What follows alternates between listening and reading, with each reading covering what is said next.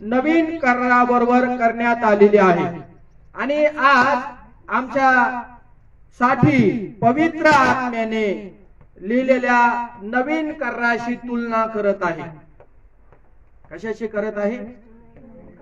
म्हणजे जुना करार आणि दुसरी गोष्ट आहे नवीन करार। बायबलचे दोन पुस्तक आहेत, एक आहे जुना करार आणि एक आहे नवीन करार।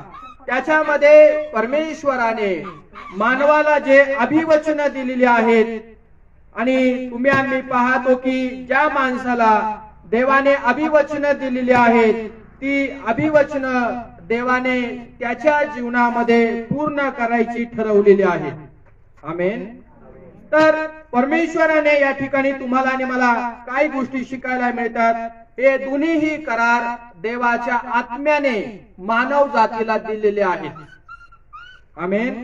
तर जुना करार हा देवाच्या प्रॉपर लोक जे आहेत किंवा देवाचे जे पहिले पूर्वीचे जे लोक आहेत यहुदी लोक, त्यांना म्हटलं गेलेलं आहे त्यांच्या विषयी हा लिहिला गेलेला आहे। कुठल्या लोकांविषयी? म्हणा, यहुदी लोकांना। आणि त्या ठिकाणी असं लिहिलं आहे, तुम्ही माझे नियम पाळले तर। जसं आज आपल्याला भारत सरकारकडून आधार कार्ड आहे आणि आधार कार्ड आपली ही ओळख आहे, बरोबर आहे ना? या जगामध्ये आधार कार्ड आमची काय आहे?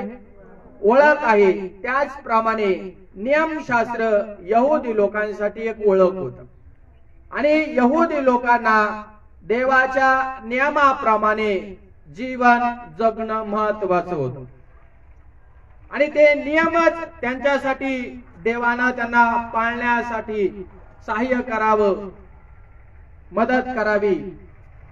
म्हणून देवाने काय केलं? मोशेच्या द्वारे त्यांना हे नियम दिले की तुम्ही हे नियम पाळा, या आज्ञा तुम्ही पाळा।